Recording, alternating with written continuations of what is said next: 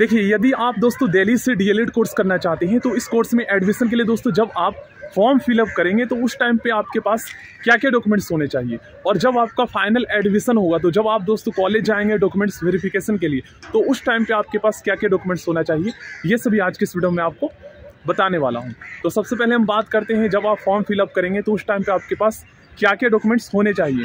देखिए, आपको पता है दोस्तों दिल्ली में डीएलएड कोर्स जो है ये क्लास 12 के बाद होता है, तो आपके पास जो है 10th का मार्कशीट और सर्टिफिकेट होना चाहिए, 12th का मार्कशीट और सर्टिफिकेट होना चाहिए, और अगर आप दोस्तों रिजर्व कैटेगरी से हो तो आपका रिजर्व कैटेगरी का सर्टिफिकेट होना चाहिए, और जो ओबीसी एनसीएल सर्टिफिकेट होता है ना और ईडब्ल्यूएस का, ये आपका रिन्यू होना चाहिए, क्योंकि बहुत सारे स्टूडेंट को पता नहीं होता और जब वो डॉक्यूमेंट्स वेरिफिकेशन के टाइम पे जाते हैं ना तो उनका रिजेक्ट कर दिया जाता है। और बहुत सारे स्टूडेंट तो ऐसे हैं गाइस जिनका रिजर्व कैटेगरी की वजह से उनको गवर्नमेंट कॉलेज मिल जाता है, लेकिन जब उसको रिजेक्ट करके जनरल में कर दिया जाता है तो ऐसे उनको प्राइवेट कॉलेज मिलता है, मतलब कि 2-3 नंबर का जो भी रिलैक्सेशन मिलता है वो समाप्त हो जाता है। तो जब आप डॉक्यूमेंट्स वेरिफिकेशन के टाइम कॉलेज जाएंगे तो उस टाइम पे आपके पास क्या क्या डॉक्यूमेंट्स होना चाहिए ये भी मैं आज इस वीडियो में आपको बता देता हूँ।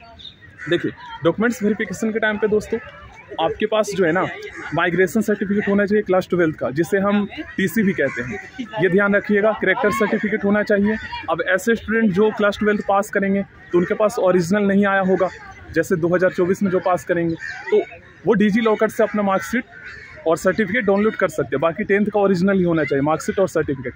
और जो आप फॉर्म फिलअप करेंगे उसका प्रिंट आउट होना चाहिए, और रिजर्व कैटेगरी से बिलोंग करते हो तो उसका सर्टिफिकेट होना चाहिए, और ओबीसी एनसीएल और ईडब्ल्यूएस का आपका सर्टिफिकेट जो है ये दोस्तों आपका रिन्यू होना चाहिए। 6 महीने या 1 साल से ज़्यादा पुराना नहीं होना चाहिए। देख लीजिएगा जो भी उसमें लिखा होगा वो आपको पता है, ठीक है ना।